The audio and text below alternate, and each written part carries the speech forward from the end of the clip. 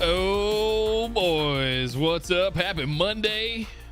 Welcome to Data Center Dude Studios. Progress. Not a lot of it's been made. The TV is not on the floor anymore. It's on its stand. The media center is cabled up. It's still pulled away from the wall because I've got to cable manage and button it all up and do all that stuff. But progress. I'm getting that out of the way so we can get to Mega PC, which is in its box right there. Get that thing out. Get the workshop set up. Get it all buttoned up and get that transition. My goal is to be running on Mega PC at the turn of the year. That's my goal. That's what I want to accomplish. That's what I want to get done. So we're looking at about 5 weeks.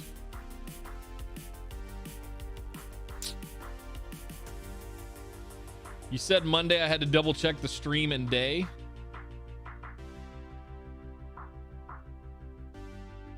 What? I'm not sure what you're referring to. So YouTube, again, the bot, it auto posted in the NetApp Discord, but it didn't in the OJ Discord.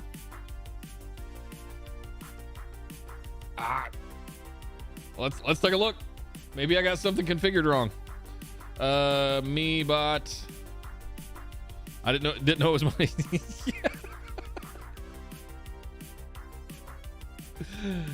It's Monday. Happy Monday. Let's take a look here and see why it's not. I think I'm going to start dropping it into YouTube, Data Center Dude.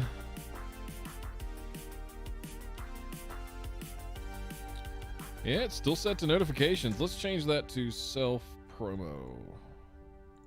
It's one of the things I ended up changing over in. We'll put all these.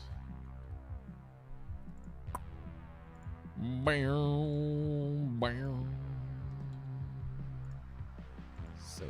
I got Dooley and Cade. I'd love to find like other people doing YouTube stuff. Short week, yeah. Well, it's a short week at the office. It's not a short week. Right now I'm juggling, like I have a truckload of stuff happening next week at reInvent. And there's absolute stuff I have to get done in the next 48 hours.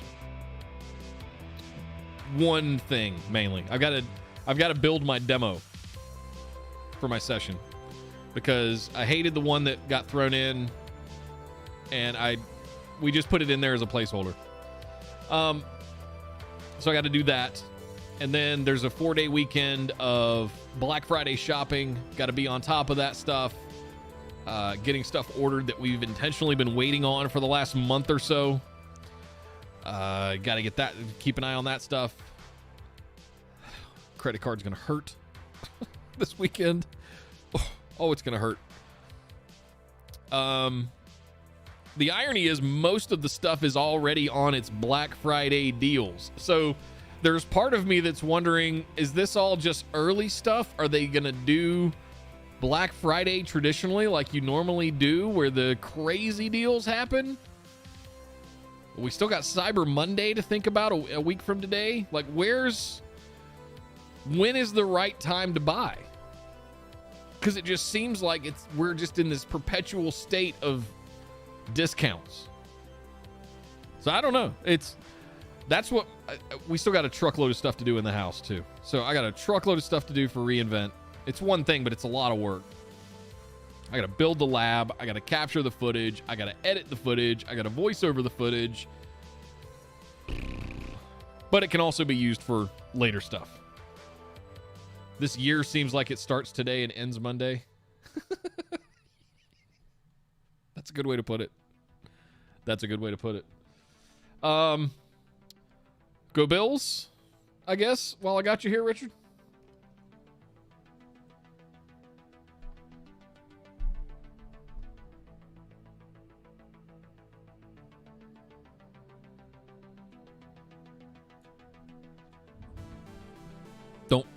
Don't kill me. I think teams have figured out Josh Allen and the Bills. I think that's what's up. And it happens in the NFL. People were able to figure out the Patriots. People were able to, some of the outside of their perfect season that they had, 2007, 8, they were mostly a 11-5, 12-4 kind of team. People still figured them out. Even the Bucks and the Chiefs lost games. So I think Buffalo has so much PTSD of the last 20 years. Not to mention the Jim Kelly and 90s Bills. I think there's so much PTSD with pure Bills fans that there's this gut shot reaction that losing one game ends the season. That's it. We're done. The Eagles used to be this way. Eagles fans used to be this. Oh God.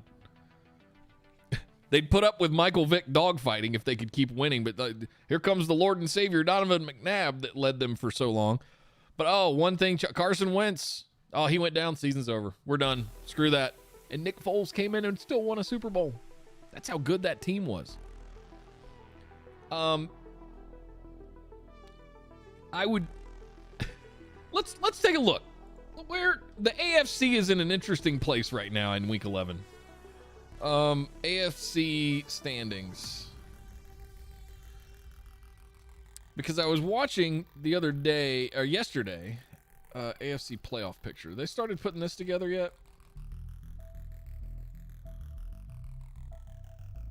Yes. Okay. No. So Titans and Cardinals.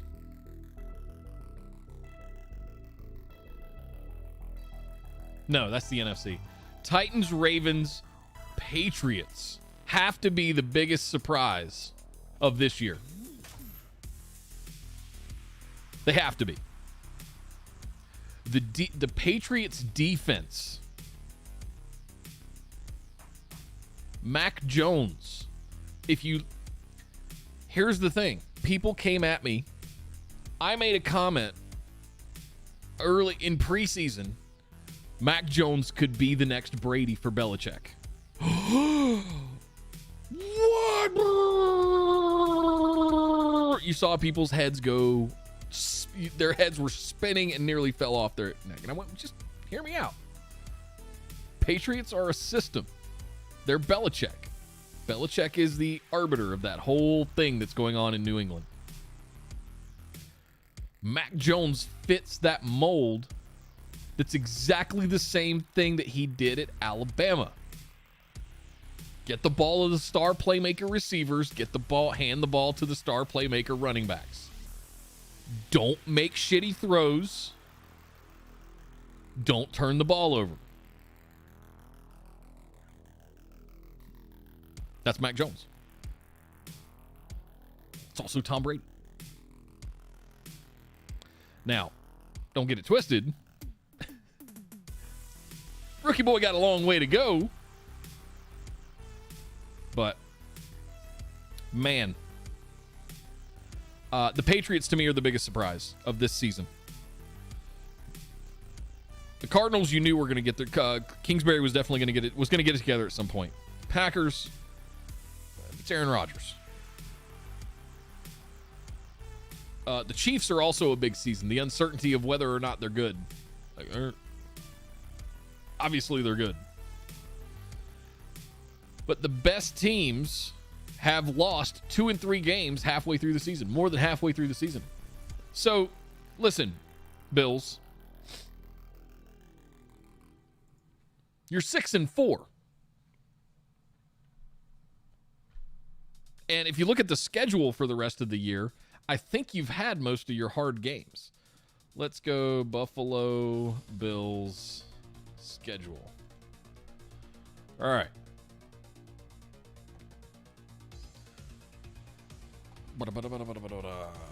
So you 8-1 to the Colts, and I don't know nobody knows what happened at the Jaguars a week ago, 2 weeks ago. Nobody knows. But you got the Saints, they're vulnerable. You got the Patriots, that's a division game. That's going to matter. Buccaneers are strong. Panthers are hit or miss. Patriots, again, you got to play them 2 more times. The Jets are a wash. The Falcons are, you're going to win that game. You're going to win. So let's do this. You're 6 and 4 right now. I think out of the remaining 7 games, I think you'll split with the Patriots. The Bucs could be the Super Bowl. Like the Bills Buccaneers, that could be the Super Bowl for all intents and purposes. So that's a coin flip. Who has the better defense? You both got the same amount of playmakers, all that stuff. I think you win at so let's do this. I think you win at the Saints, so they're 7 and 4. I think you win at the Patriots, there's 8 and 4. I think there's a good chance you could lose to the Bucs. So let's call that 8 and 5. But you beat the Panthers 9 and 5, and I think you lose the second Patriots game. So we'll call that 9 and 6. And then you win the last 2 games. I think you're going to be 11 and 6.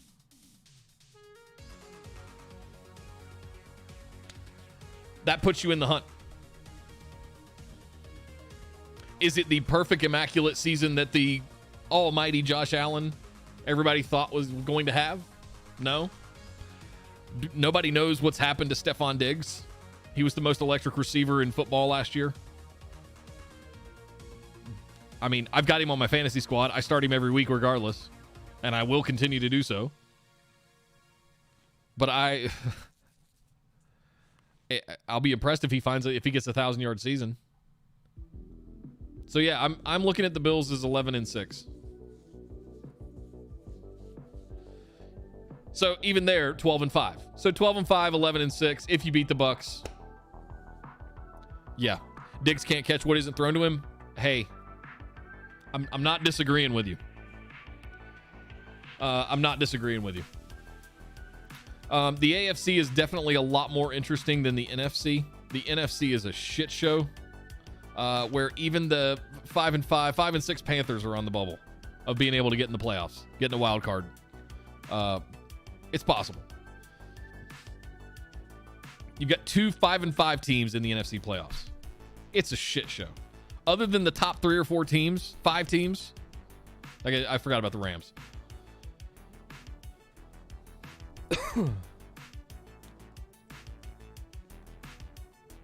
Yeah, they don't call plays to him.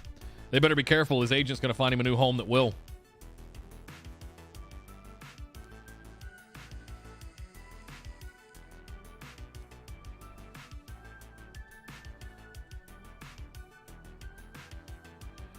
So, putting the Bills aside, Richard, who are your sleeper teams right now? I have a couple.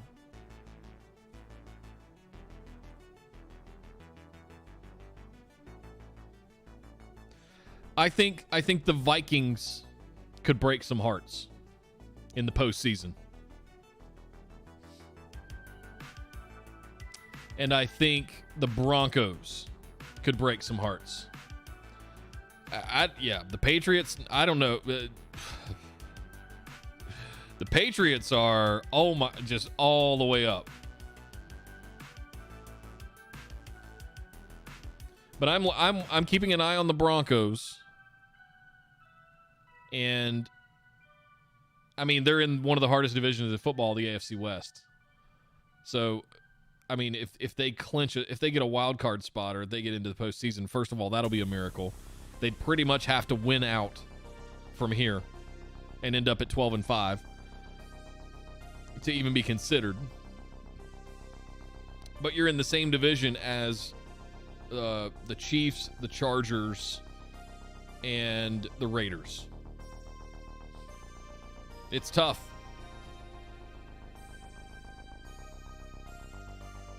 The Titans I didn't expect to be as good as they are. The Cardinals, I don't think anybody expected them to be as good as they are. The Ravens are where I thought they would be. The Chiefs are a little worse than I thought they would be. I thought they'd only have 2 losses at this point. The Bengals are a nice surprise. The Bills are a little shocking, a little jarring. But the last couple of weeks of the NFL have felt just weird. Something has felt off. Where has Detroit come from? You guys had Detroit and you only beat them by a point, I think is what it was. And then Cleveland barely gets past Detroit yesterday. Where the hell are the Lions coming from?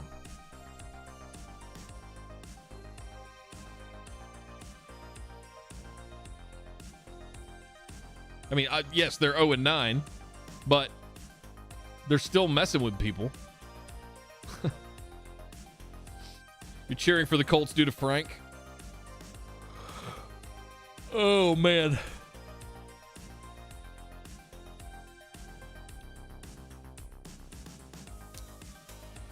I don't know. That Sunday night game last night was it was awesome to watch.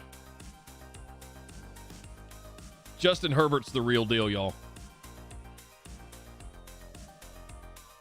He rushed for 100 yards on the ground, and he threw for 385 yards against Pittsburgh. Not the biggest, baddest defense that they were 15 years ago. Not the Iron Curtain that they used to be. But man, it's the Steelers.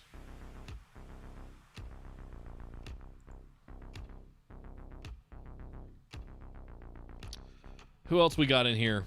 I think the NFC is pretty set. The NFC West is going to be interesting how that plays out between Arizona and LA. Tampa Bay is obviously going to win the South. I think the Cowboys are a lock to win the East. Is there anybody even in the running? I suppose the Eagles, but they're 5-6. Cowboys are 7-3. There's no way. It's just so cut and dry in the NFC.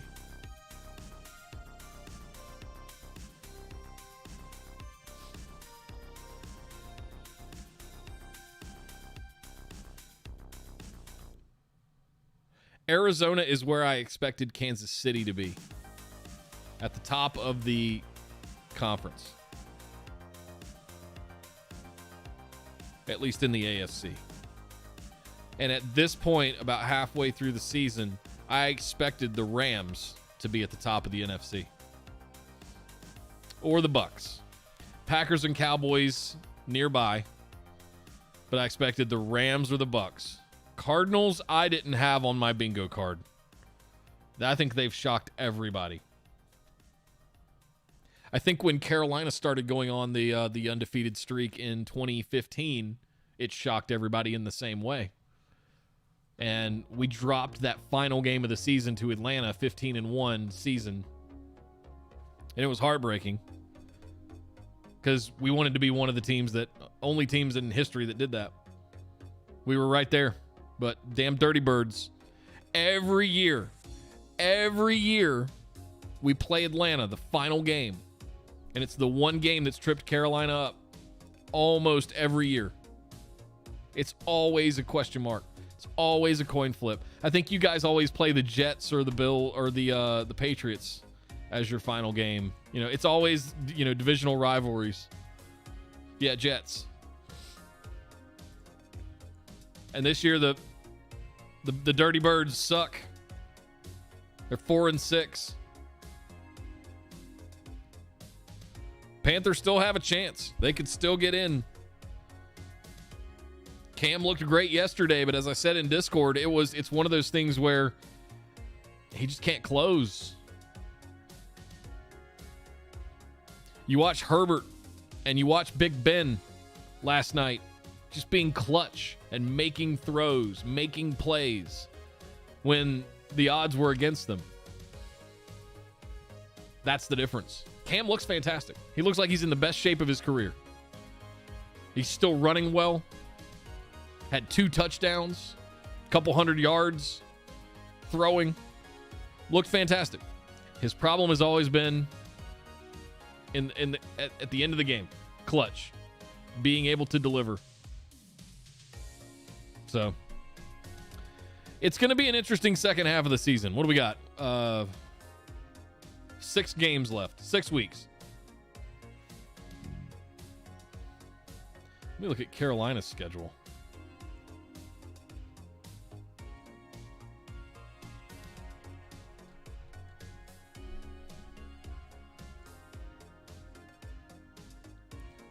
Oh, we're closing with the Bucks. So we've got to play the Falcons. Oh, we've got you guys on the 19th in Buffalo. Oh, that's going to be ugly. You guys are going to destroy us. We got to play the Bucks twice. That's just not fair. We could spoil them. Who are the Thanksgiving Day games?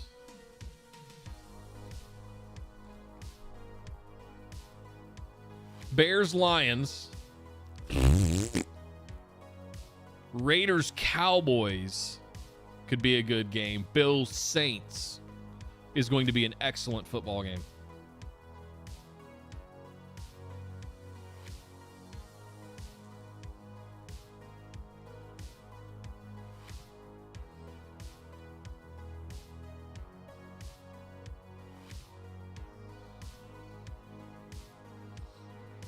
Yeah.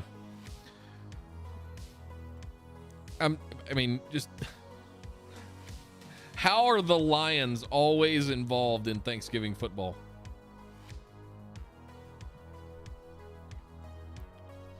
How do the Detroit Lions always play on Thanksgiving? People have Googled this before. It all started on Thanksgiving. Here's why the Lions always play on Thanksgiving.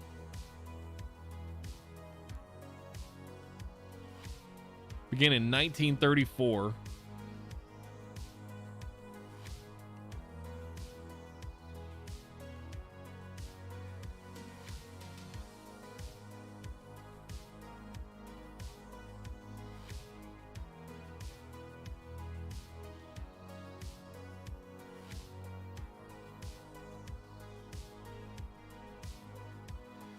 Since 1978, the Lions and Cowboys have hosted a game on Thanksgiving every year. Detroit always plays the early game, followed by Dallas in the late afternoon, and a rotating primetime matchup added in 2006. Why do the Lions play on Thanksgiving? Oh. Yeah. It's not really telling you much.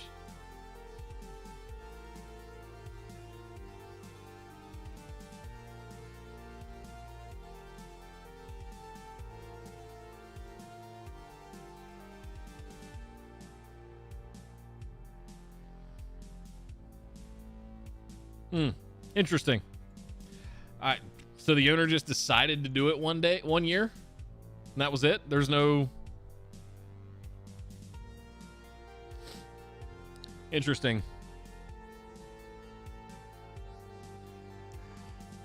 Ooh, excuse me, guys. I'm sorry. Oh, so it's been an interesting weekend. I didn't get much done up here. I spent the entire afternoon Friday. Sorry for not having a stream on Friday, but I had stuff to do. I had to spend the afternoon at the Strip, the Las Vegas Strip, to be clear. At the Venetian, I had to record some stuff for NetApp TV. How much more can I say? I don't want to say much more. I had to record some stuff for NetApp TV. I also needed to scout some locations. And I took Esther on the High Roller, which is the big Ferris wheel. We got to do that. That was fun. Had dinner. Where did we go to dinner? Come on, Nick. It was Friday. Oh my God. Where did we go to dinner on Friday? Yardbird in the Venetian. Work, brain.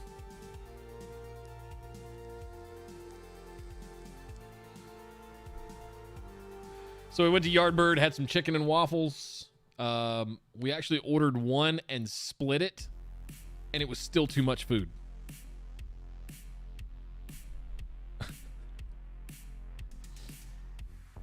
The portion control in Vegas is non-existent.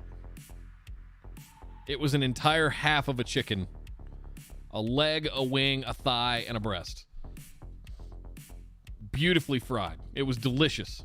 And then you had an entire Belgian waffle folded in half with some like dust on it. Almost like tahini dust in a way, give it a little kick. And the syrup they had was maple bourbon syrup. Now, you would hear that and you would think, oh, they cooked all the bourbon out of it. It tasted like sweet bourbon cough syrup in a way. It was pancake syrup, maple syrup, but it was almost like every bite you took, you were getting a little bit of the nostril clearing bourbon in it. Oh, it was so good. It was delicious.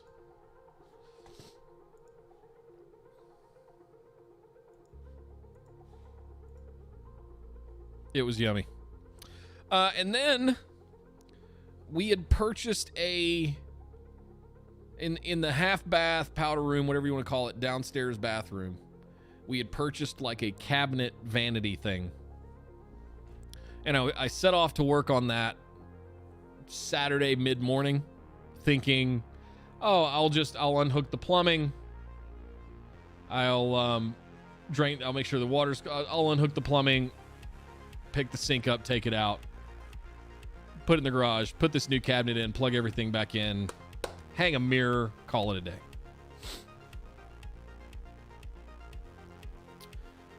That's not how things worked out. What really happened, let me find these pictures.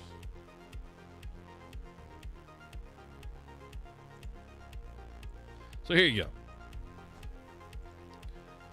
What really happened is I got this thing unpacked. The vanity the sink had to be caulked to the little cabinet structure. Not a big deal. Run a bead. First of all, it says to lift the sink out and take the kind of protective material. It was almost like 3M tape stickied to the cabinet. Well, half of them peeled right off. Half of them required getting a razor blade and scraping off. I spent a good hour just getting the sticky material off the top of the cabinet, to the point that I almost taped up the box that it was still sitting on, threw it in the back of the truck, and went and got another one. Finally just got it cleaned up. Ran my bead of caulk, sat it on there. You had to leave it there for 2 hours. And it was a pain. But that was easy, right? the handles were in there. They were just on the reverse side. So you unscrewed it, flipped the handle around, screwed it back in. Done. There's no back. I didn't have to hole saw anything for the plumbing. It's all ready made. It's right. It's turnkey. 90-minute job. Should have been. Here's the problem. I started with a pedestal. I started with just a stem, little pedestal sink. Once you unhook the plumbing, the whole sink bowl lifts up off of the pedestal. It's 2 pieces. The pedestal's by itself. So I went, that's interesting. And then when I got this off, I looked down at the pedestal and I went, wait, there's grout all in that. Whenever they put this in, I guess they put the tile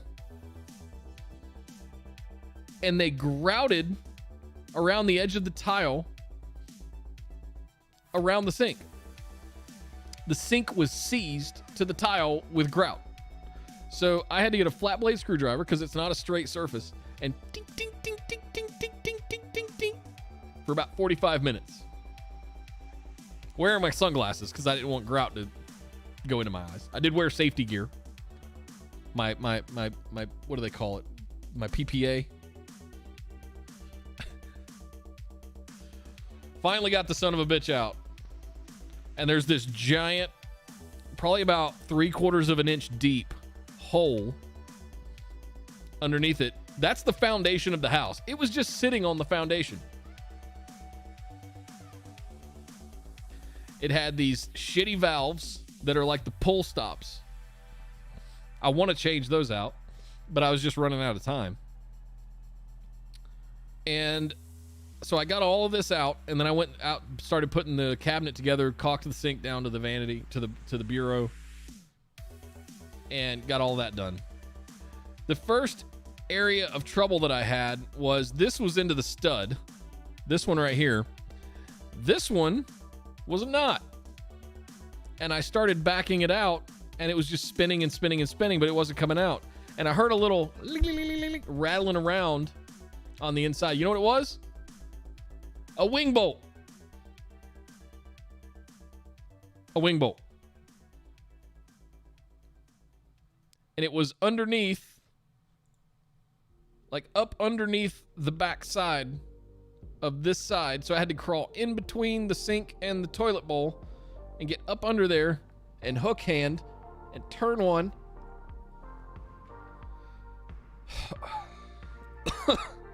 Got it out. There, the back half of the wing bolt is somewhere down in the wall at this point. I don't really know. I just heard it fall. It's what I had to do. It's what I had to do to get it out of there. And then this was down at the bottom. This is my handiwork. So it was completely exposed. There was no insulation. There was no, like, what do you call it? No hardboard or anything like that underneath the tile. It's all exposed. So I took some silicone and just took a big old bead and ran it around there and then smoothed it with my fingers, right? Did a little bit of damage. You can see like the pieces, the wafers that came up off right here, off of the tile because it was grouted to it. Even though I chiseled it off, it still chipped off some of the, but it wasn't going to be that big a deal because this is going to be underneath the cabinet. So that was a pain in the ass, messy. But I think I finally posted a picture of it done. This doesn't even begin to describe the nightmare. Oh no, did I post one of it done? No, I didn't. I ended up remounting the mirror to be a little bit lower. The bitch of this whole thing was not even in the picture here. Actually, it is in the picture. You can see it back there. The towel bar. The towel bar, the toilet roll holder were both put into the wall, not with the little punch-in inserts that you screw into. They were also put into the wall with wing bolts.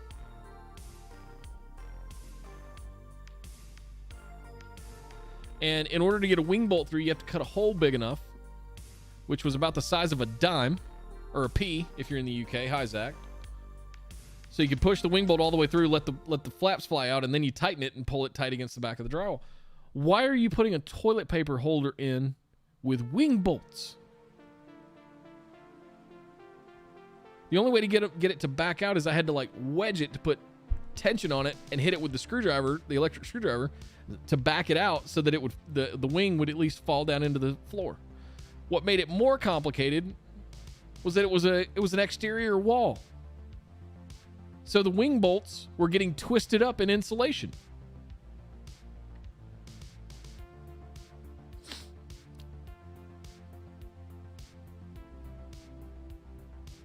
I don't get it.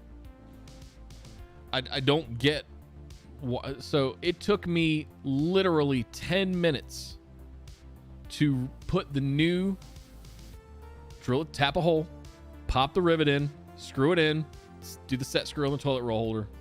That one took a minute. Towel bar, leveled it, measured it, 24 inches.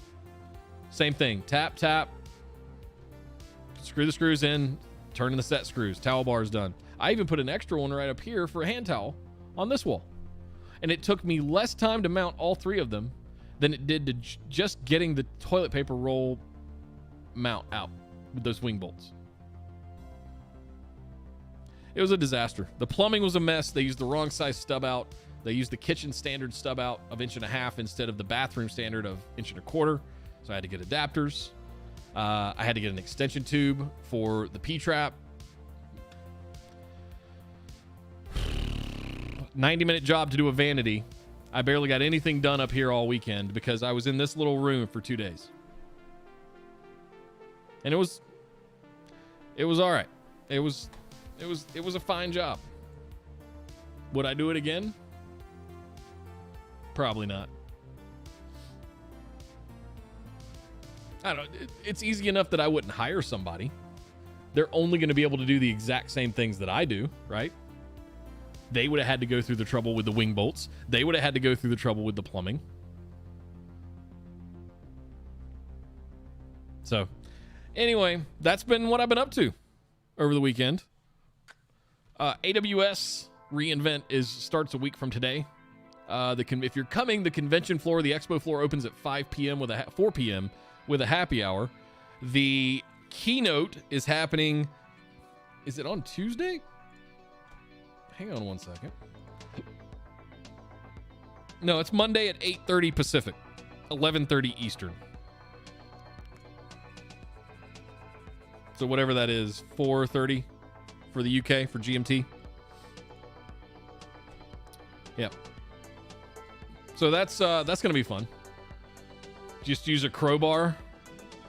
Well, I didn't want to also add patching drywall to my list of things to do in a half bathroom, in a powder room.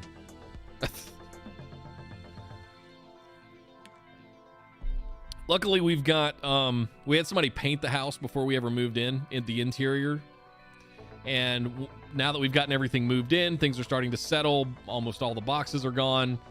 It's, we're going to have them come back and do a touch-up round. There were things got dinged. It always does when you move. You know, handrails got scratched. Walls got dinged. It happens. But we've found a lot of other things. A lot of what I'm going to be working on this weekend, which I'm going to go over here with you guys in a few minutes. We're going to talk about alarm systems. A lot of the things that I'm going to be doing this weekend are also going to leave some exposed holes in the wall, because I'm going to be removing a lot of stuff that currently exists, right? Thermostats, alarm system, sensors, things like that, all have these holes. Somebody just knocked a giant hole in the wall and mounted a panel over the top of it. What were you? So anyway, the touch-up guys are going to come back, hopefully the first couple of weeks of December, fill in a lot of these holes, paint over them, clean it all up once we've gotten everything sort of turned over. All right. So what I wanted to show you guys today was something I figured out. Because one of the things I've been looking for is a way to take advantage of existing components, as long as they're hardwired.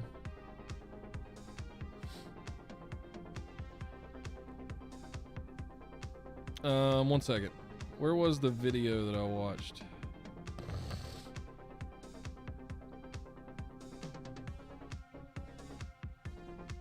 That's one I want to watch.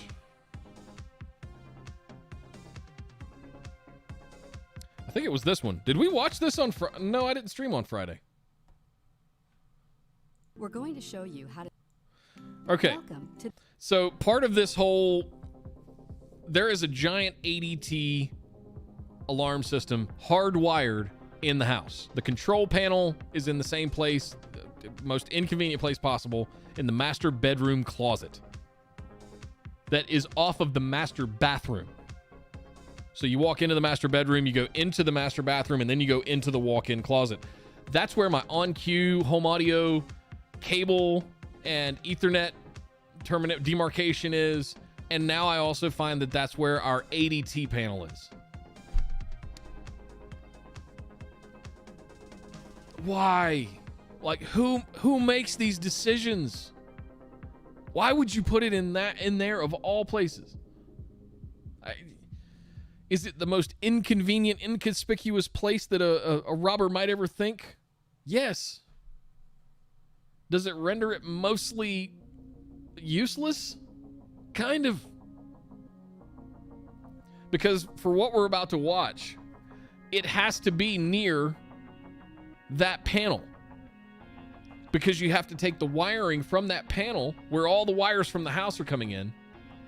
Like, whoever wired this house up before the drywall went up, you're fired.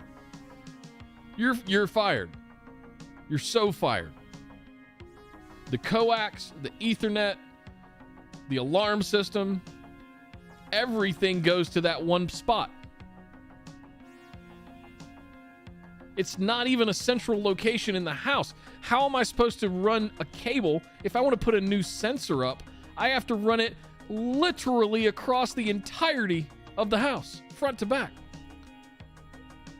What were you thinking? You're fired.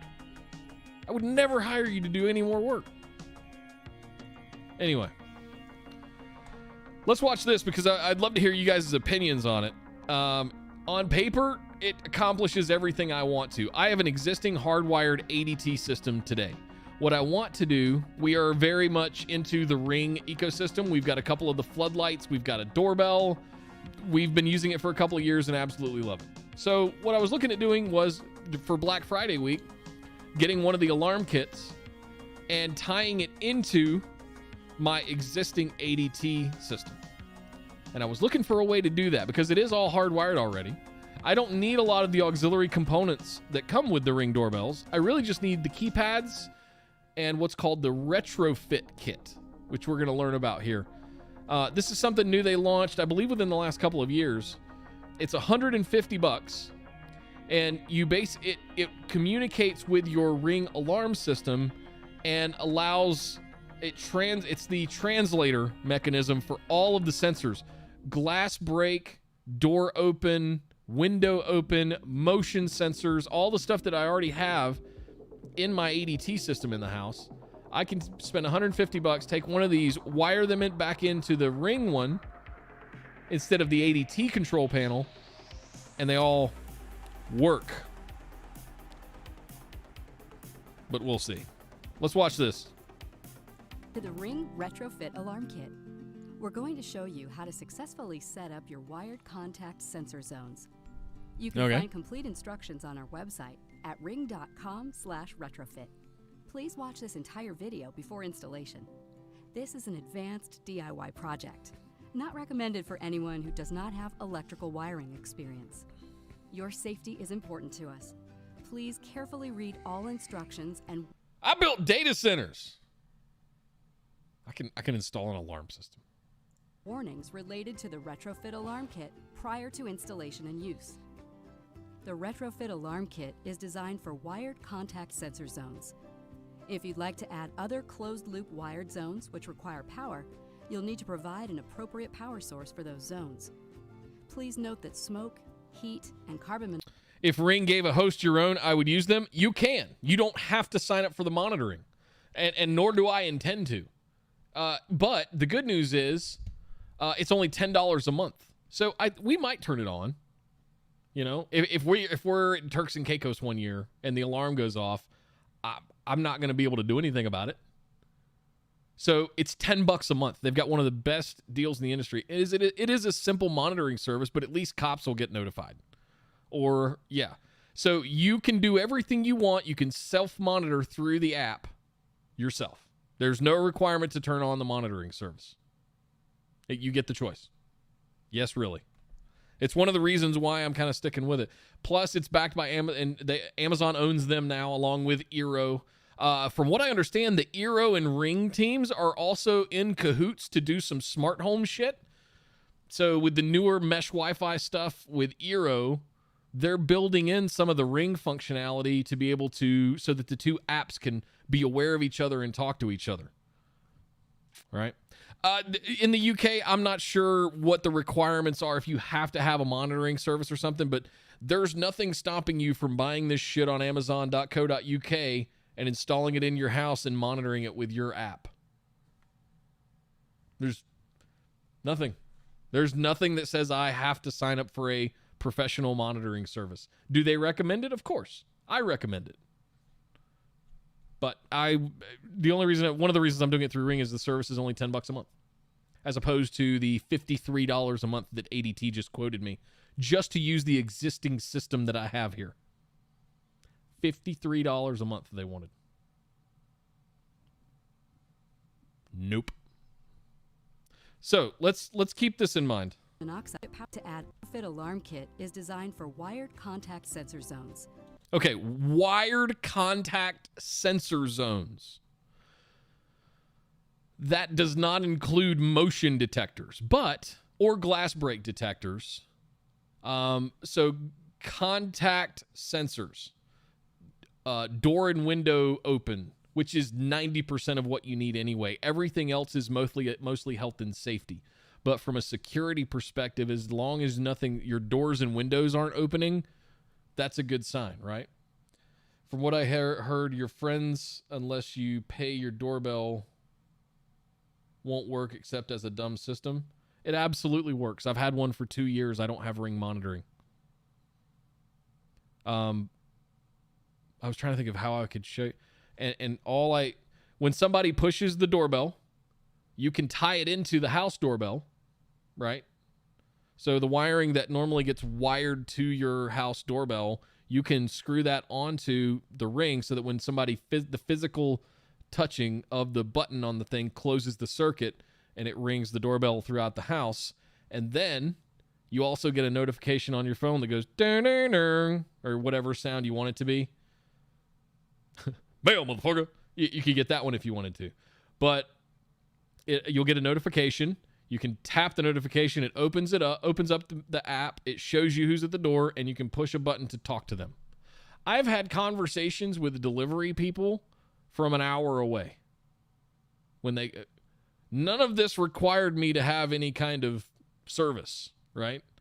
The cloud storage and the money that you spend is in the recording of, yes, we do have that.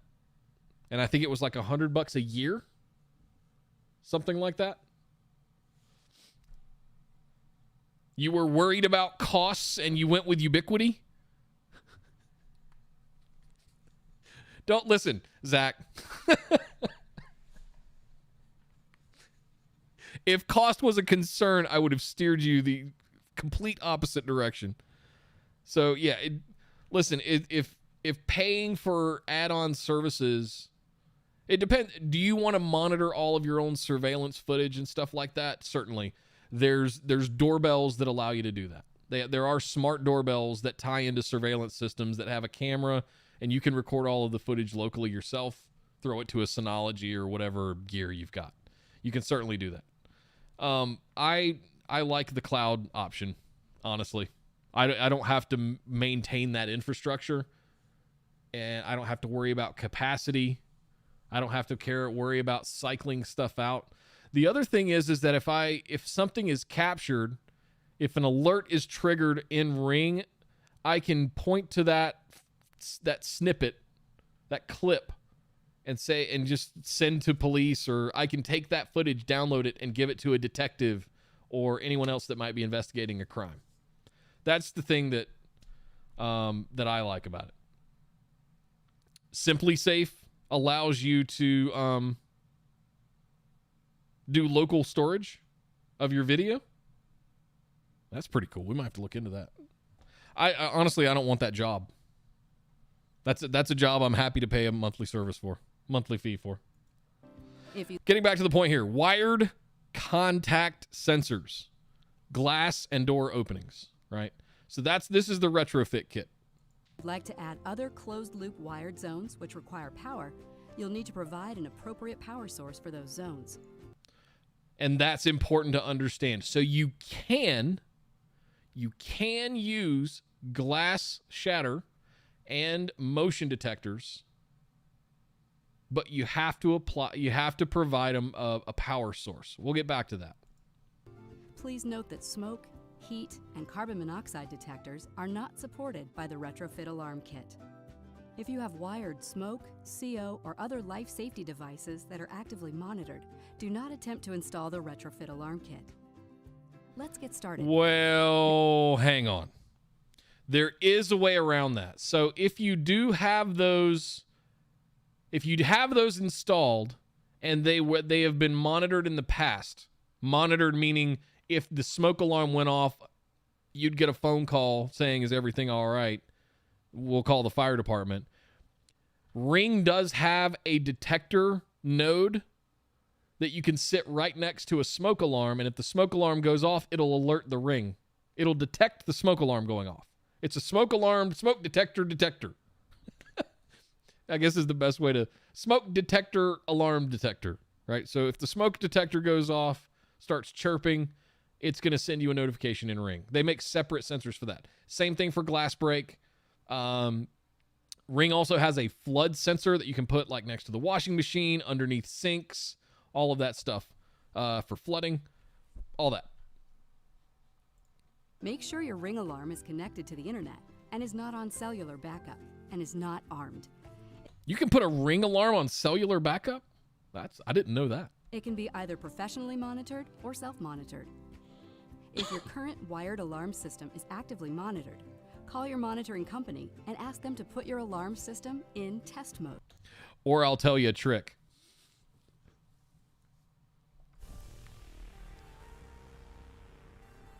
Unhook your monitored panel from the wall. See what happens.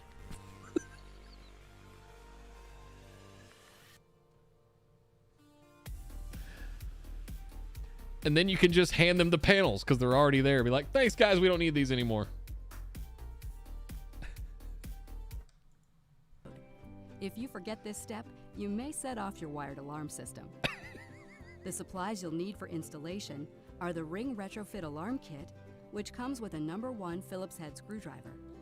You also need a continuity tester or multimeter. Kinda. You may Not really. also need a wire stripping tool, extra gauge 20 or 22 solid core wire, twist-on wire nuts or wire connectors, and something to label the wired zones.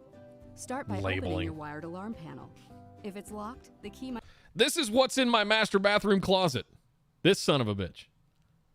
I got a giant ADT panel in my master bathroom closet. And I don't know how to move it anywhere else. I mean, I could, but... Why is this not in the garage? Why is this not in a downstairs utility closet? Why is this it not in the laundry room in the middle of the house? Why is this in the master bathroom closet at the most extreme end of the house? Wire stripping tool, pair of dikes, pair of wire cutters. Just about half little cuts and then just pull. I don't even go with the fancy tools, wire strippers. Might be right on top of the box. Yeah, listen to this. Start by opening your wired alarm panel. If it's locked, the key might be right on top of the box. Who leaves the key to their alarm panel right on top of the box? I have to go see if ours is up there now. Why do you do this for? Next, look at the system and take photos of the alarm panel and wire. Why do I need that giant ass box for that little panel? Schematics. You'll also need to find the list of zones, which may be found on or near the door of the alarm panel. It is. Or inside the keypad. And both. Use the diagram to identify which wires are for the 2-wire contact sensor zones. label the pair of wires from each wired alarm zone to make wiring your retrofit alarm kit easier. It's good Visually advice. Inspect the wires and contact sensors for any damage or missing pieces. If any are damaged, they won't work with the retrofit alarm kit. Now we're going to add the retrofit alarm kit to your Ring alarm. Start by holding the device near the Ring alarm base station. Open the Ring app. Tap on the menu and tap Set up a device. Tap Security devices. Tap Retrofit alarm kit. Tap Retrofit alarm kit again. Tap Ready. You'll be prompted to scan the QR code, which can be found on the inside cover of the device or on the car. Here's the one problem I have with it. You're looking at it. You've got a box that's going to be hardwiring wired sensors in your house. Obviously, you're going to have some kind of power source nearby. Why don't you at least give me the option to hardwire it? Why do I have to keep C batteries around in the house just for the Ring alarm retrofit kit? Because literally nothing else in my house takes C batteries. Do you use the Ring app for the doorbell or the Quick app that does just the doorbell video? We have the Ring app because we also have the floodlights. So I have the doorbell and a floodlight set with the camera and the two things with the motion sensing floodlights. And then we're getting another one for, basically we're going to have one on the backyard and one on the side of the house. So we're going to add a second one. So we'll have the doorbell and two other floodlights. And then we're going to add the alarm and the retrofit kit. I haven't even heard of the Quick app until you just mentioned it. We've always just used the Ring app. But why don't you give me an option to hardwire this? I'm actually a little bit out of shape that there's not two terminals. You could have just put two more terminals. Those work well with your Gen 1 Eros? Yeah. Yeah. Card located inside the box. The app will tell you to power on the retrofit alarm kit by pulling out the battery tab. Once the retrofit alarm kit can communicate with the base station, you'll be asked to configure the device by naming it and adding it to a room. I don't see master bathroom closet.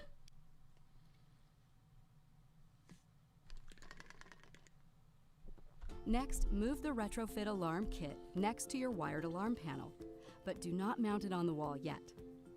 Run the communication test, as prompted by the Ring app, to confirm that the retrofit alarm kit can send a signal What's up, Drew? to the Ring alarm base station.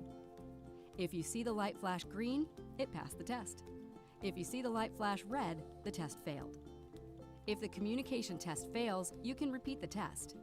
If it continues to fail, most likely the Z-wave signal between the retrofit alarm kit and the Ring alarm base station is too weak. And that's my whole problem right there with this panel being in the master bathroom closet at one extreme end of the house.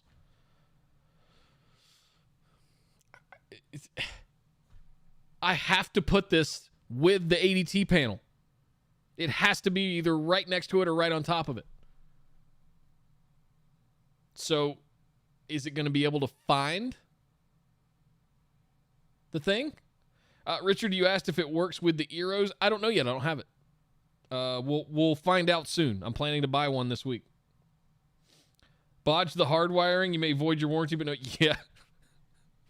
The problem with that, I'd have to take the cover off of it and see where the batteries are connecting up and like solder in some lines. Where else can the base station go? Well, the alarm system I had imagined putting in on the ceiling on the first floor. Or I guess I could put it in the hallway of the second floor. I don't know. Hadn't got there yet. Yeah, I don't know. I don't know. A lot of I don't knows. I'll have to find out. You can add. You know where it would make a lot of sense to put it? In the ADT panel. The problem is that's basically a Faraday cage of a steel box. So it's not going to be able to communicate wirelessly. So why is there no backhaul option to be able to wire the retrofit kit to the alarm? base station. It's all on sale. Yeah, so you missed the first little bit where this is one of the things that I'm looking at buying this week. Drew, we're definitely getting one this week. Because I did confirm all of our sensors are hardwired. Everything's hardwired in the house. Add a range extender or move the ring. Whoa, you can add a range extender or move the base station closer? Okay. Was that going to hit me for another $50? Alarm base station closer to the alarm panel. When the test is successful, the Ring app will show all zones as available. Cool. And you're ready to move on to the wiring process. Now we're going to wire up the retrofit alarm kit. Disconnect the power to the wired alarm panel by unplugging the AC power supply. Another way to get your alarm company to call you. A safety screw, unscrew it first, then unplug. Another way to get the police to show up inadvertently. By removing both the red and black wires from the battery terminals. Now mount the retrofit alarm kit on your wall. We recommend using the included double-sided mounting tape strips. Simply clean the wall, peel off the backing, and stick the device on the wall. Why would you put it that way? If you want to use screws and anchors.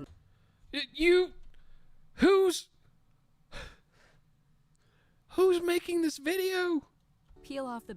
Look at, number one, you've got mounting screws there that are telling you the orientation that the wires should be to the top. No, I guess it isn't. It's the other way around. So it's telling you that this is the top and this is the bottom, but the wiring is going to be coming out of the bottom of the steel box, and you're going to have to go all the way down and around. Why not just flip it upside down and go straight into the box? Included double-sided mounting tape strips. Simply clean the wall, peel off the backing, and stick the device on the wall. Why would you put the terminals on the bottom? If you want to use screws and anchors instead, be sure to use the correct type for your wall material. Even turn it sideways 90 degrees. We recommend that you test, wire, and configure the settings for each zone before moving on to the next zone. Let's see how this is done. First, check the integrity of your wired contact sensor zones to ensure that they are in good working order. Test your and resistance. Will work with the retrofit alarm kit. Make sure it's not an open loop. Windows are closed. To test the zones, use a continuity tester or multimeter. Turn on your tester. Got to break out the Using fluke. the diagram, identify and remove a 2-wire contact sensor zone from the alarm panel, and wrap each end of the exposed wire around each end of the testing probes. If the zone test is successful, the tester will show a number. This number will vary based on your alarm panel. Congratulations! This zone can be successfully wired to the retrofit alarm kit. If the zone test failed, the tester will show the number 0. This means that the zone has no end-of-line resistor or is not working, and it cannot be wired to your retrofit alarm. End-of-line resistor?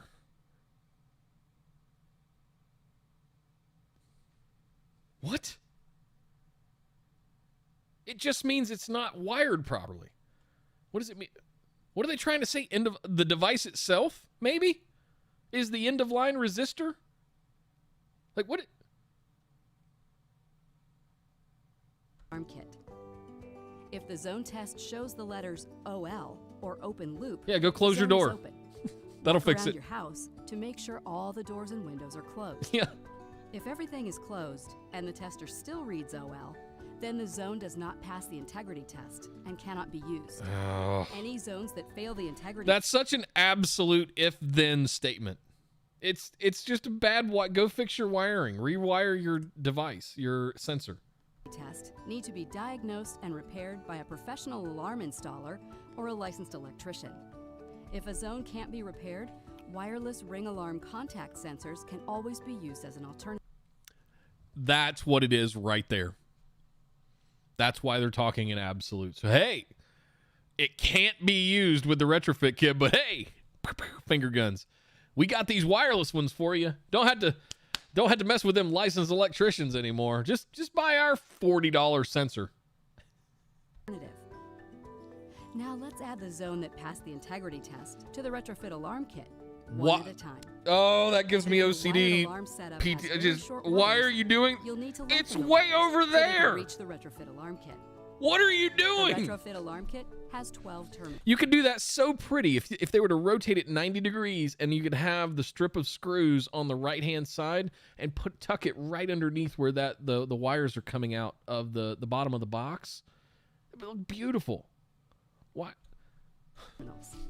Each zone will be wired into one numbered terminal and one shared common, or C terminal, which will hold 2 wires.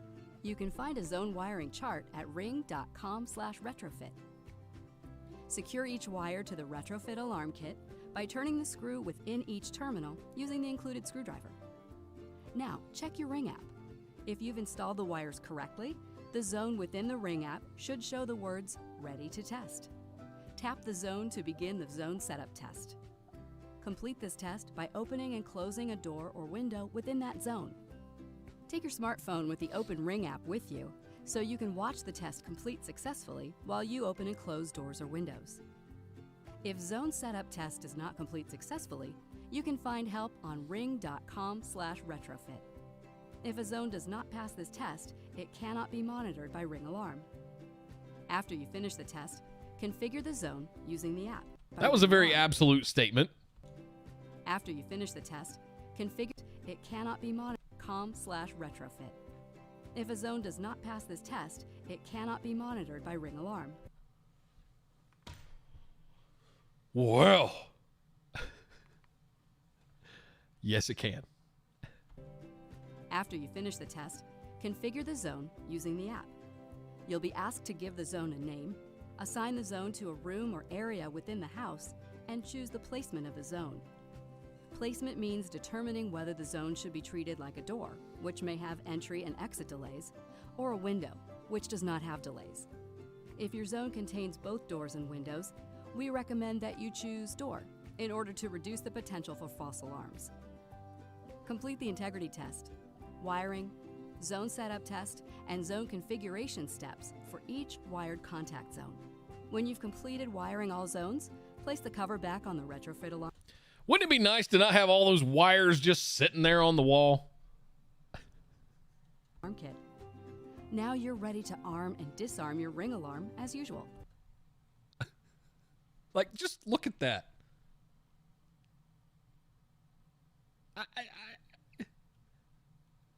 First of all, did you have that much slack on the cables in the box to be able to bring them all the way down? Including your new wired contact sensor zones. Don't forget to put your key back on top of the box. You can find more help at ring.com/retrofit. Ugh. Ugh. Oh, that's loud. I'm curious if this is because this was just a few weeks ago. Today we're going to be doing an alarm system conversion, which means basically we're going to be removing that old ADT alarm system, disconnecting all the wires that go throughout to the sensors throughout my house, and then connecting them to the Alarm Panel Pro so that I can monitor and control my alarm system from anywhere using a smart home app that the Alarm Panel Pro connects to. Whoa! So the connected alarm panel and the Alarm Panel Pro works with literally any brand of wired alarm system, as long as you have basically your typical wired sensors that are going throughout your house, door sensors, window sensors, motion sensors. But basically you're looking for a metal panel like this, and then inside I can take off the door, and you'll see the guts of the old alarm system is in there. Where we're going to focus on is all the mess of wires that are coming out of here and that old alarm panel, figuring out which wire is which so that we can connect it to the Alarm Panel Pro, and then taking out the existing alarm panel and replacing it with the Alarm Panel Pro so that we can have a smart alarm. And this is just going to take about 30 minutes to an hour and a half, depending on how many sensors you have and how difficult it is. That's a big window. Figure out which one goes to which. Your first step, before we touch anything, is take a picture of the existing alarm system so that we know how everything was hooked up before we started touching it. And then we're going to figure out which wire goes to which and which sensor goes to which and label them. This is going to make it really easy for us to program the zones later on once we have it connected to the Alarm Panel Pro. A good clue is to look at your zone numbers here, and sometimes you might have a zone listing on the keypad by your entry doors, or perhaps inside the panel there'll be a handwritten zone listing saying, for example, Zone 1, front door, Zone 3, motion sensor, something like that. If you have that, great. If you don't, we'll figure it out as we go. The power adapter for these alarm systems looks something like this. It's usually a pretty heavy little transformer, and usually it's in the same room, but sometimes these are kind of wired through the wall. So look around for a transformer like this, and that's going to be the power adapter for your old alarm system, and make sure you unplug it before we get started.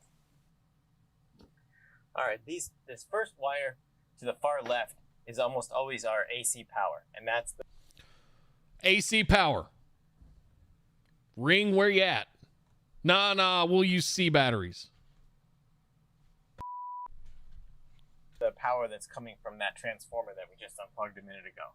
And as something to point out is those transformers in these traditional systems work on AC power, whereas the connected alarm panel works on 12 volts DC power.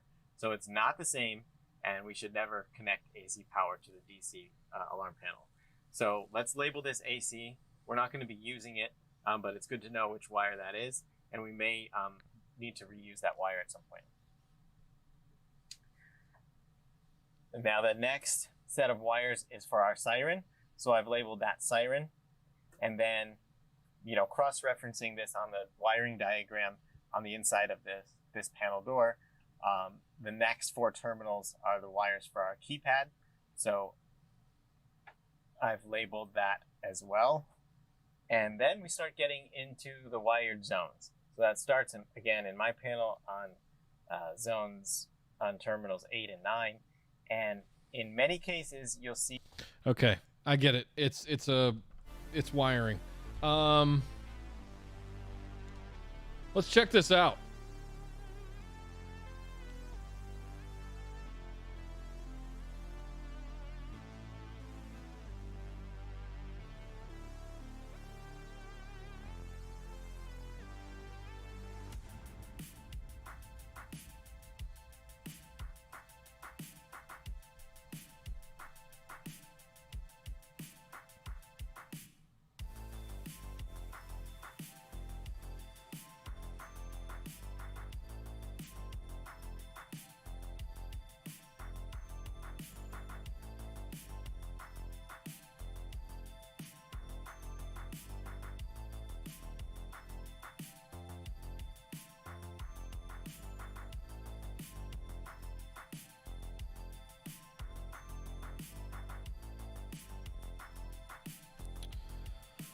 Ring retrofit hardwired power.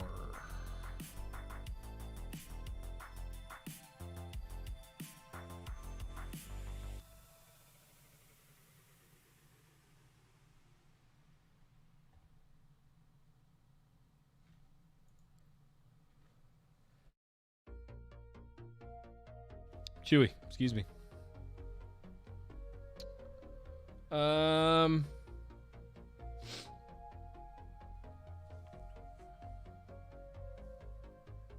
Yeah, I mean, be on the lookout, guys. If you happen to see a way to do that, the last thing I'm going to want to do is go climb into the master bathroom closet up on top of the shelves, take everything off the shelf to get to that thing, just to change out 2 C batteries. Not to mention keeping a stock of C batteries in the house, or much less, Richard, having a charging station for C batteries. I have literally nothing in the house that uses C batteries.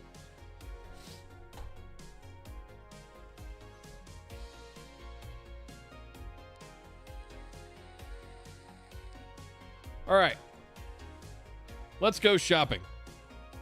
Has anybody found any sort of like meta websites that shop almost like PC Part Picker in a way, but they monitor tech gadgetry for all of the different deals at different retailers? Amazon, Best Buy, Office Depot, Target. Because I've been looking at the one that really spurred this conversation was when we first got here. We went into Costco and I saw that they were on one of the kiosks at the front. So I want to start with Costco because they have all the Ring products there. Alarm.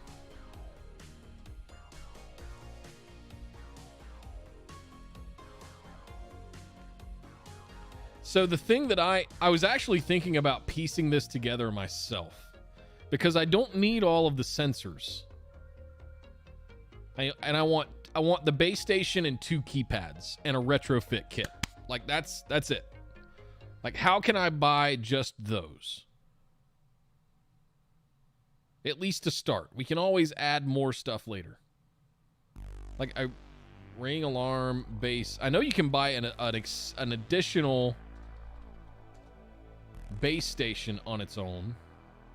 You can buy additional keypads for $40. There's the floodlight we have. It's really cool. Uses the same household wiring that like a outside light would use. It's a UK site. Can you just go to ring.com and products, security system, shop alarm security system, base station with whoa, what?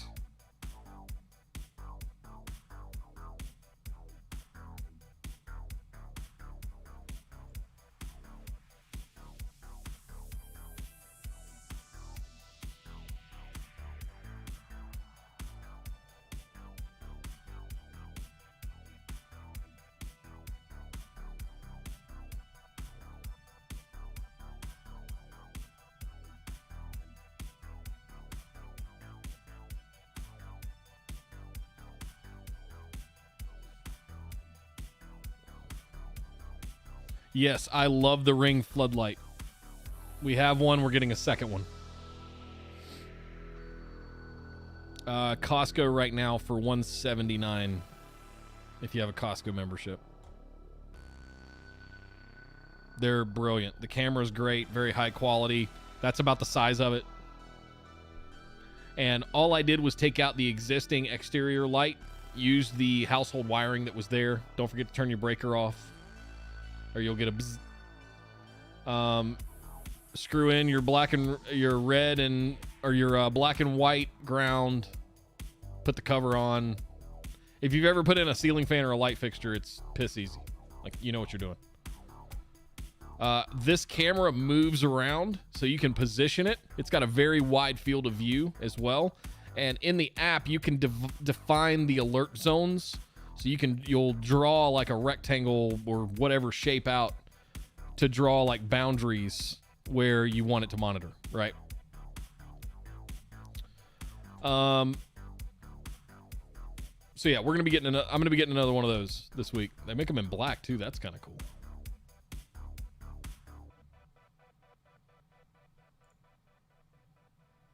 But yeah, they're real easy to set up.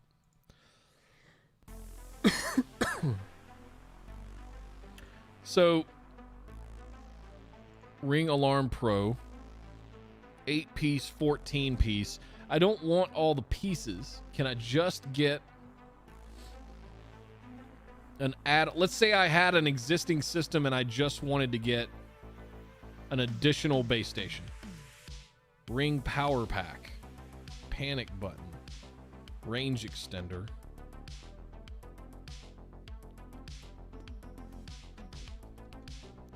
Like, I would love to be able to customize. Oh, there we go. We'll create a custom security solution for you.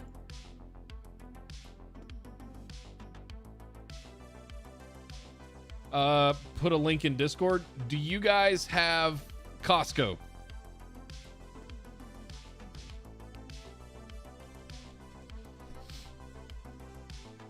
Because I think the you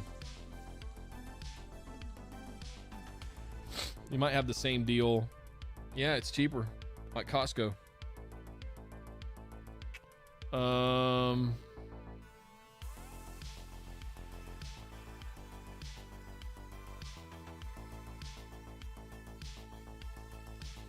right, I'll throw it in the Black Friday deals.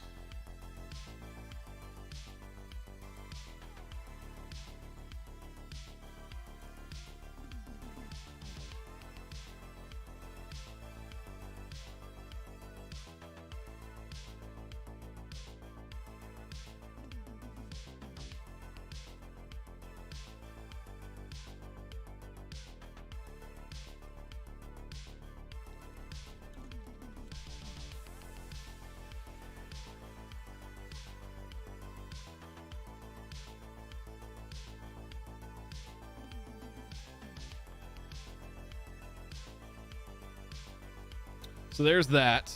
I may just have to call them.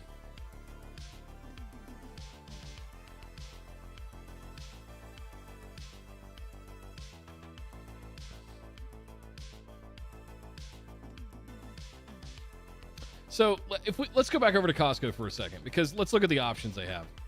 Here is the 10-piece kit. They've got a spare keypad. They'll sell me a solar panel pack, but I still got to use C batteries in the retrofit. So it'd be really nice if they had an add to cart button out here. I need one of those. Ring alarm. Actually, they have the retrofit. Do they sell the retrofit? They do not. Interesting.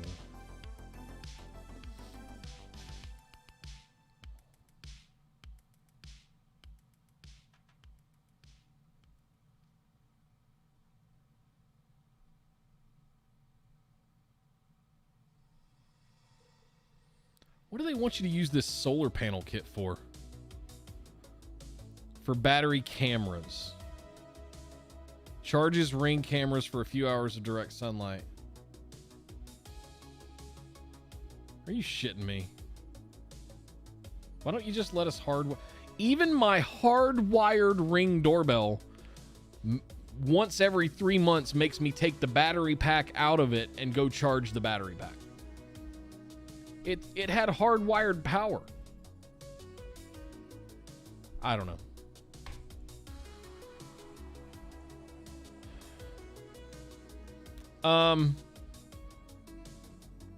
Yeah. All right, so let's check somewhere else. Ring alarm retrofit. There you go. 149 bucks. Oh, hey. Oh, that might be one of the best deals yet. Second gen. How many gens are there? So the retrofit kit, the alarm, some 3 sensors, and a keypad. I would love to get the retrofit kit, a base station, and a keypad. Let's do this. Ring additional base station. Ring alarm base station. You can only have one base station per location, but you can have multiple locations on one Ring account.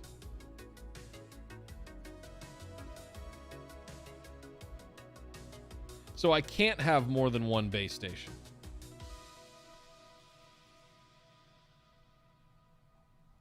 Okay.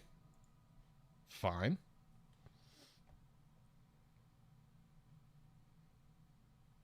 That doesn't preclude me from just buying one.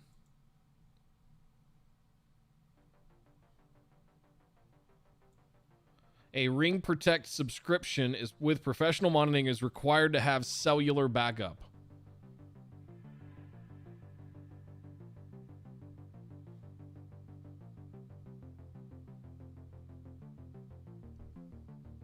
So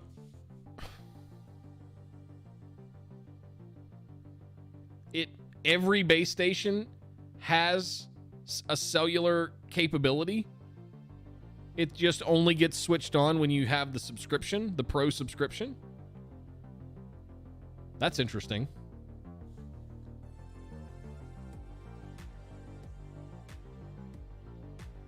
Where do I buy a base station? Product.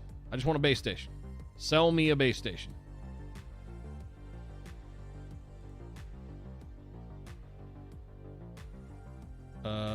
Build your kit. Oh, here we go. Security care alarm system. Ooh, I didn't know about this. How many doors and windows would you like to protect? 0. Give me a 0 option.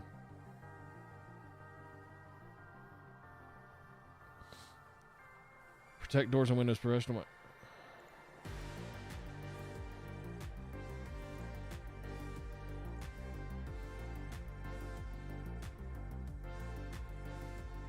Oh, that's a real sneaky way to get you on a mailing list.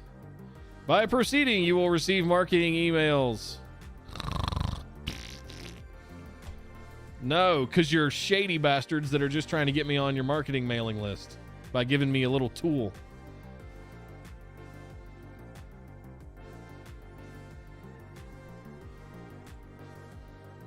I would like to buy... Oh, wow. So they're doing their own Black Friday.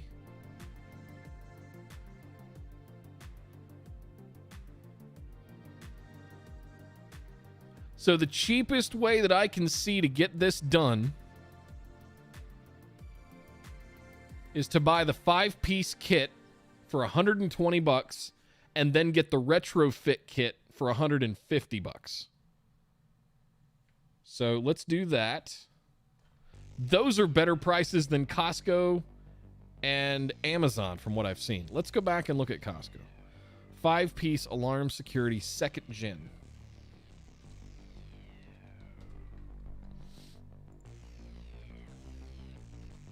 Let's find the 5-piece kit. That's the keypad. That's a 10-piece kit. Holy smokes. I wish I actually needed all that stuff.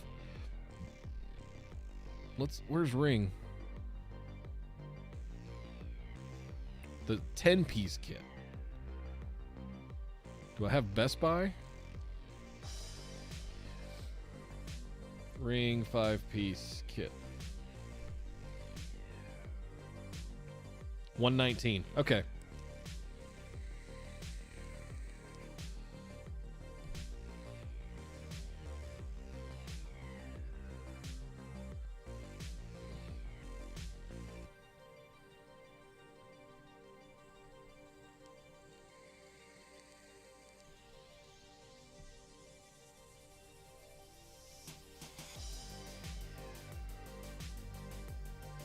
Oh, I need to update my address.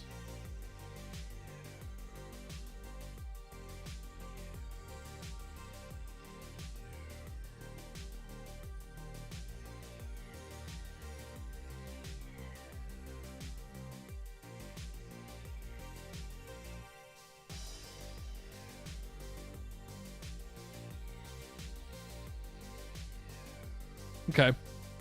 I think that's the best thing to do, honestly.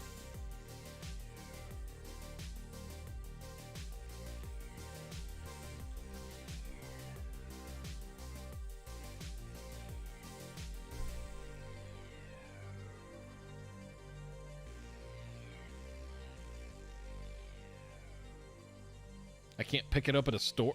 What? No, I didn't want the 10-piece kit. No. This is the one I wanted. What was I looking at here? I could get the 5-piece kit for $119 off of Ring, or I can go to Costco and get the 10-piece kit for $129. Okay. $10 more for 5 more pieces? Sure. Oh, I don't want a black one.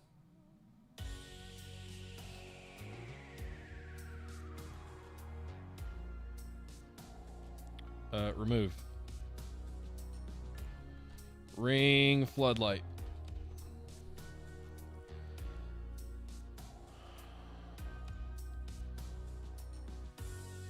It's only available in black? Why? Okay, I'll go buy that at the store. Let's see what else Costco's got going on. Apple shopping event. Best deals of the season.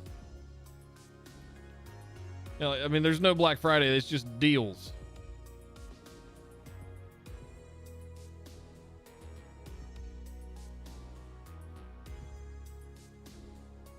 All right. I'll do that later. Let's check out Best Buy, what they've got going on. Black Friday is here. Shop now. Member Monday. Am I logged in? Yes. Yes. Let me switch this 1 second. Let's update our stuff.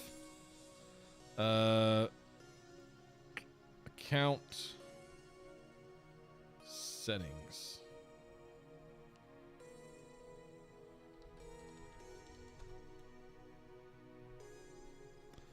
Addresses. Why is it still showing me the Cary store then? It has my correct address. Find another store. Go.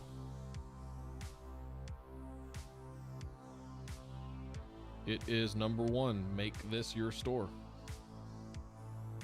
Okay. There we go. All right. That's better. Okay. Sorry about that. Shop now.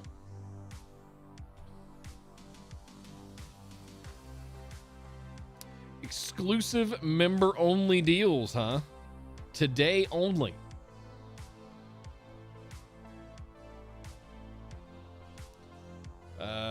Yeah, nothing I need. Okay. What is Black Friday? All right. Is there a way to like whittle it down? Oh, Black Friday ad. Yeah, let's look at that. Yeah.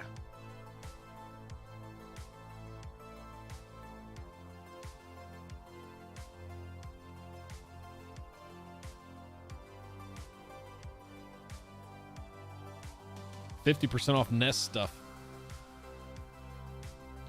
You guys and other people have told me bad things about the Nest stuff. The thermostats, especially.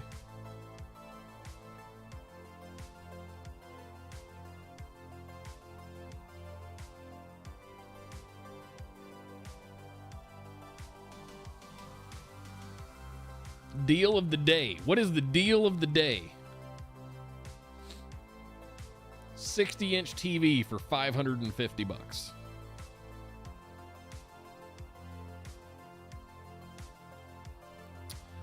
I've heard that about Ecobee. They're a little cost prohibitive for me because I need 4 of them, I think. 1, 2. I've actually got 5 in the house. I've got 5 thermostats. I've got 2 on the first floor, 2 on the second floor, and 1 up here in the loft, but it runs an independent system that's in the ceiling. Yeah, so here's the one I was looking at. I thought I saved it in my cart. Yeah, well, here it is. This is the one I've been looking at. It's gotten rave reviews. It looks simple and gorgeous. You can completely control it here, but it also works with HomeKit and other things, right? So while I take Jason's advice on board pretty heartily in that I wouldn't want the only way to control it to be through a phone app or anything like that. I want both. So you can totally set it to whatever you want here. You can change anything you want with the panel, completely independent of the phone app or any smart stuff. You have that exact model. What do you think, Drew? What I don't understand about the house yet, and I might need to have a tech come out or just do a consultation, why do I have 2 thermostats on the first floor? Why do I have 2 thermostats on the second floor? Are they zones? There's 3 condensers outside, but there's only 1 furnace in the whole house that I can find. I don't understand is it just zone coverage? I don't quite understand the layout here enough yet.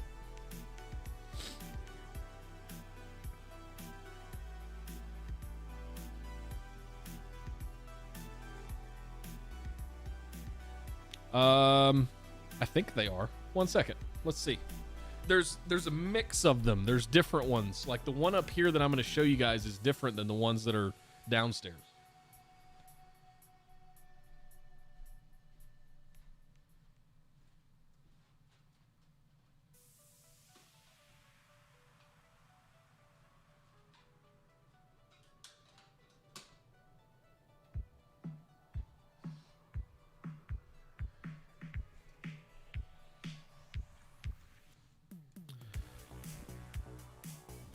So the one that's up here is a Honeywell, but it doesn't light up in any way. It's a tiny little viewfinder window. It does have a C-wire, which is good. You have 4 Honeywell thermostats in our house, and we'll swap them out for Ecobees over time. Okay.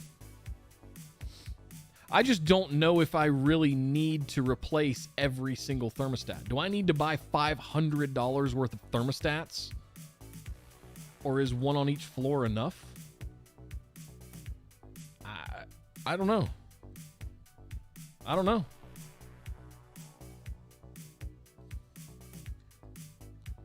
I mean, this thing, it just has sliders on the bottom of it. Like, it's not even... there's nothing to it. I just want something that I can tinker with, you know?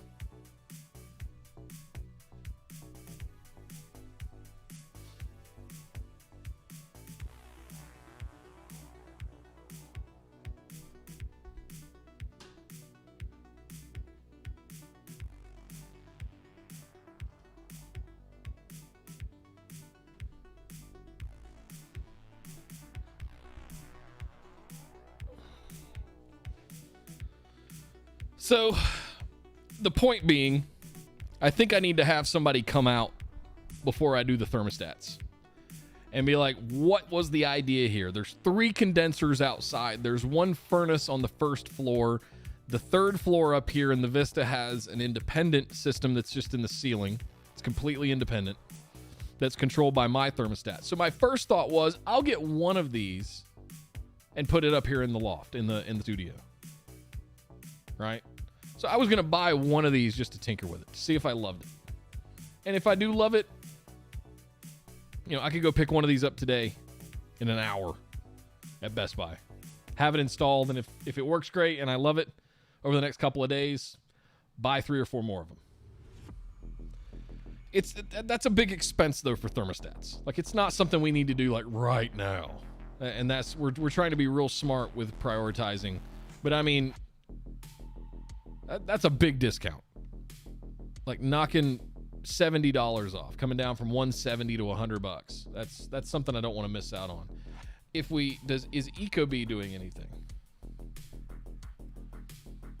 See, I mean, $199, $149. Ecobee 3 Lite. I don't particularly need voice control. I don't want to talk to my thermostat. I want it to have the controls on the panel, and I want it to be able to talk to HomeKit. Those are my 2 requirements.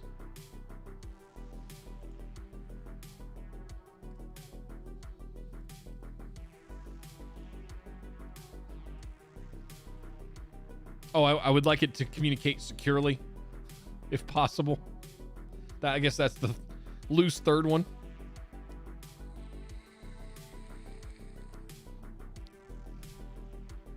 We've been talking about swapping out our Amazon Echo with a HomePod because Esther and I are both iPhones.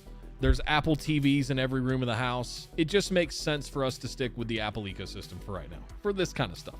So Apple TVs, HomeKit, iOS, Siri, just trying to stay in that lane, right? The Eros have HomeKit support now, from what I understand. But yeah, I'm looking at these going, they get massive, crazy good reviews.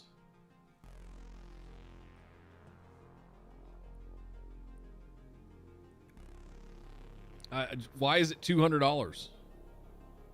And they're not, oh, it was $250? Wow.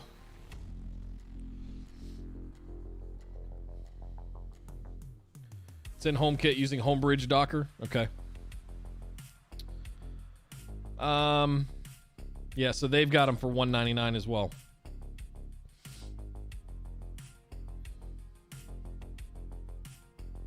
Yeah, I think we're kicking Alexa out of the house. I think we're done with her.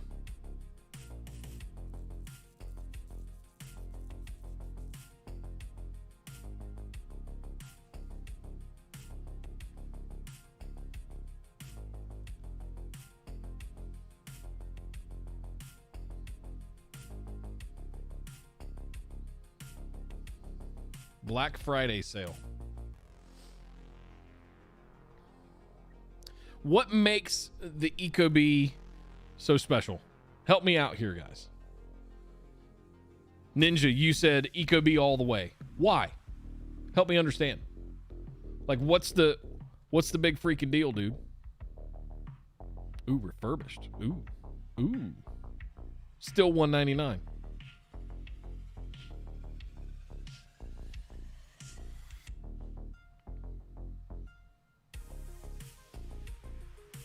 The sensors, okay. So is it you just have one thermostat on each floor and you just put sensors where you would normally have like thermostat zones? Is that the difference? You just have a sensor there to detect the temperature and whether or not it needs to run? More accurate temps based on occupancy.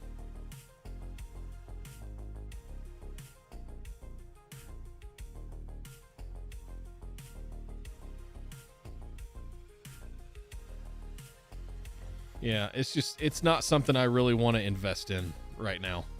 That's a lot of money. We could be dropping over $1,000.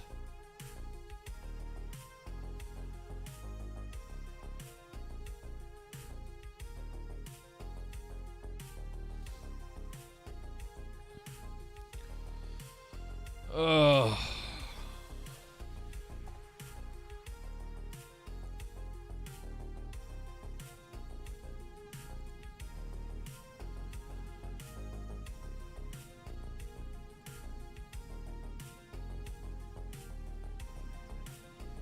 It can tell if the room is occupied or not, which also determines if the zone is active or not. Okay.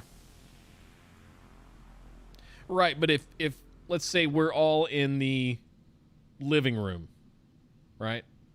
I may not need to have a thermostat on the wall. I can just have a sensor in the room. Like, maybe, is it on the ceiling? Wherever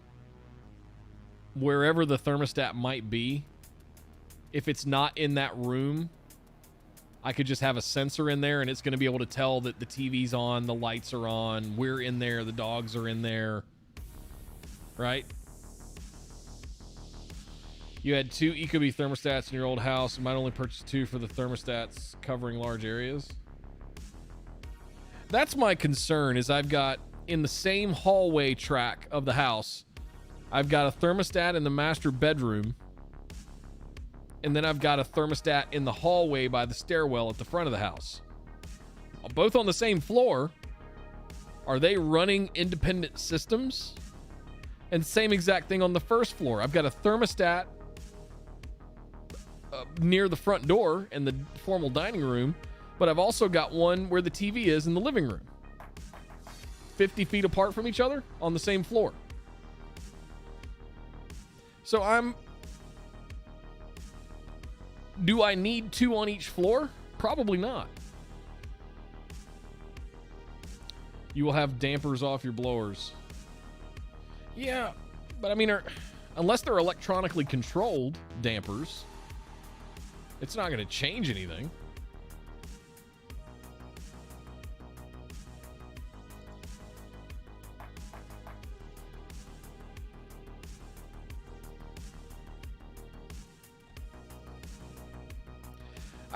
What I really need is to get a technician out here to sort of map out the system and be like, what do I have here?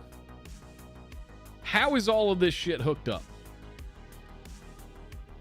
Because short of me like climbing around in the attic, inspecting all the duct work, mapping everything out, maybe there's more than one furnace. I just don't know where the second one would be.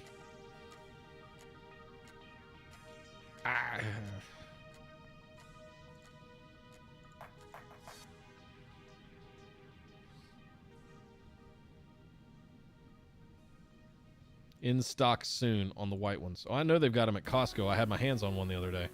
I should have bought it.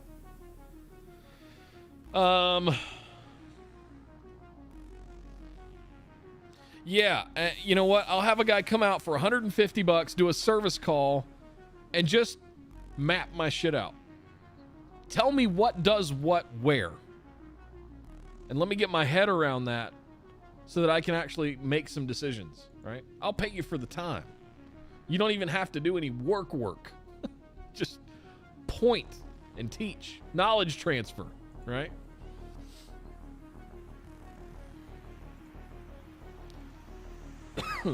Yeah, I think Ecobee's off the table for me right now. One, it's cost prohibitive. Two, I'd rather do the alarm. I'd rather do the alarm stuff.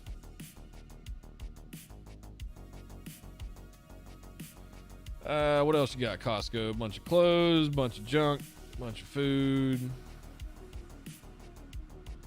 Chemical. Is this Black Friday stuff? Member only savings. Are you even doing Black Friday this year?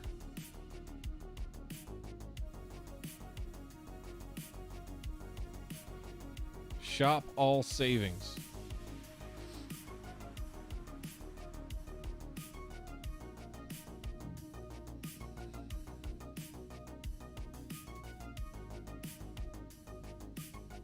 Wow. I wonder what 5 terabyte drive is in there for that price. That's not bad at all.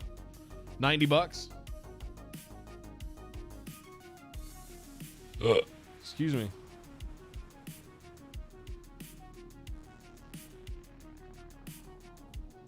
All right. Before we get out of here, I wanted to show you guys something. Hang on. I'll be right back.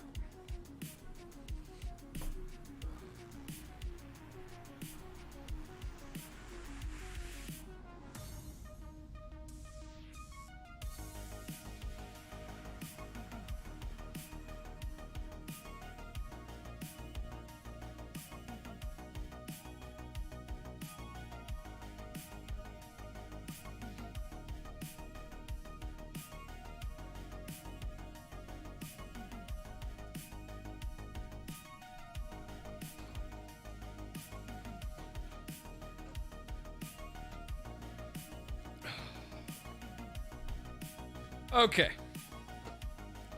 So a couple of years ago, for Christmas, 2019, Esther and I had just moved into our previous house. It was a giant house, had a huge first floor, and it was all hardwood.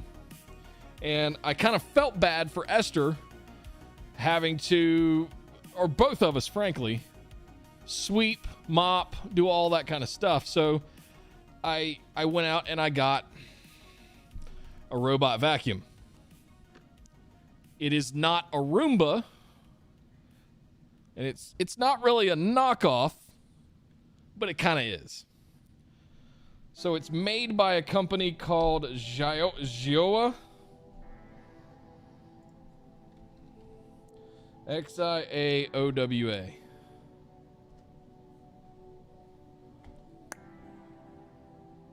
And yes, Roborock. There it is. So, something fun that I've been wanting to do is there is a way to replace the firmware / software that runs this thing. And as part of doing that, you can change the audio that it plays. So you'll hear it fire up and it'll go starting a cleanup. Zzz, and it'll take off and it'll start doing the thing. Returning to docking station, and it'll actually announce this right over a speaker. Since it's called the Rock or the Roborock, I wanted to change it so that when it gets ready to start smelling or cleaning, it announces itself. If you smell what the Rock is cooking. Find a clip of that and put all kinds of the Rock sound stingers as this thing's running around vacuuming. It's handy. It's got big rugged wheels on it. It's got all kinds of good stuff. So Esther wanted to throw it away. I wanted to keep it and play with it. Like, let's get into this thing. Let's take it apart. Let's see if we can hack this thing. Because,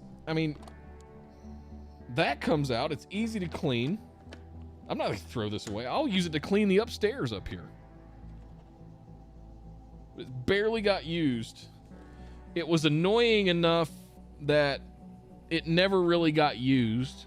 She didn't like it, but I'm keeping it. It's massive, right? It's got a nice dust bin. Keeps track of it. It's easy to pop out and clean and dump out. I'll keep it up here. What I need to figure out how to do, though, is to get access to the software. And I remember reading about a year ago, there was an entire like subreddit dedicated to like hacking the firmware of these things. And just compromising them enough to be able to replace it with something else. So that's something I've been wanting to do, that I wanted to close out today. Just fun projects, right? I was thinking of what can we do for fun here on the channel that's just not talking about NetApp all the time. I want to get back into some extreme PC building. We're going to do that very soon. I wanted to get back in. I want to do a live IRL stream of setting all that stuff up so Richard stops yelling at me.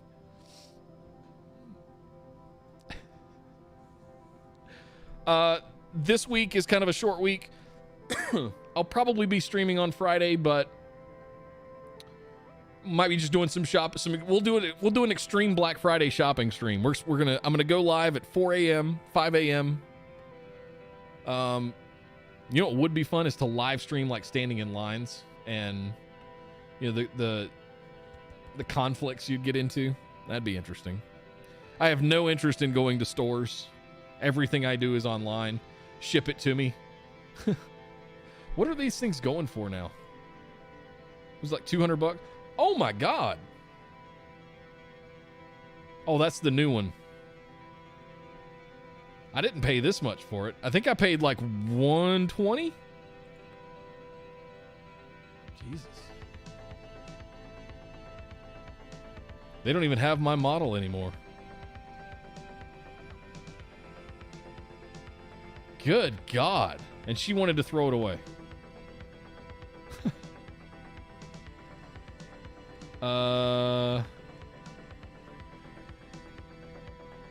Where is my model? That's the model I have right there. The E3. Oh, okay. So the E3, it's not even on there. They must not make it anymore, but it's on the front page of the website.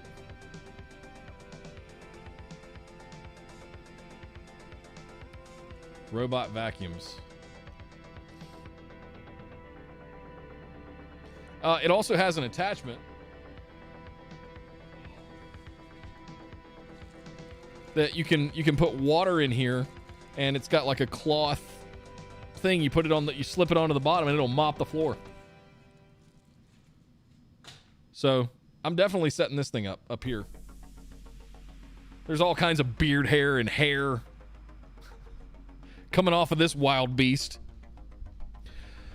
But yeah, I got a couple of things to do over the next couple of days for reInvent. Got to get that knocked out, and then we're gonna have a nice 4-day weekend of building.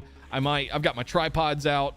I might set up a build stream where I'm putting some shit together in here, or maybe I just throw it up in a channel on Discord, and you guys can watch. We can do all that kind of stuff. The other stuff that I'm doing is kind of mundane, like installing ceiling fans, and what else we got to do? What else is down there?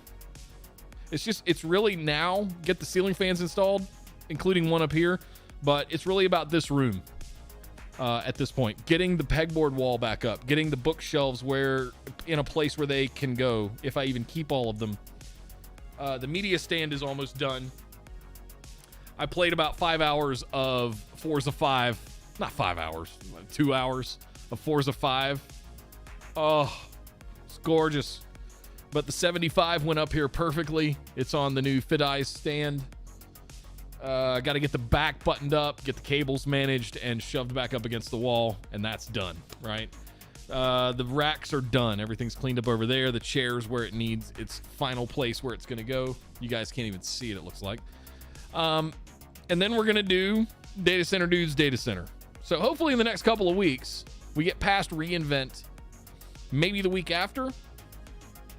All this should be somewhat buttoned up. and we can start building that up and turn that A200 on. Yeah, then we're gonna start doing some data transfer tests. We'll start doing some architecture. We still got to buy a $150 case and build a Plex server, dedicated Plex server. I'm not doing that though. I can't do that honestly, because I need my 2070 Super to go into the Plex media server. I need Mega PC up and running, so we got to get that done before I can build the Plex server. And because a lot of the components that are going in the Plex server are in my current rig right now, namely the memory and the GPU. By the way, I saw somebody sell successfully on our internal sale boards a 2060 for $500 the other day.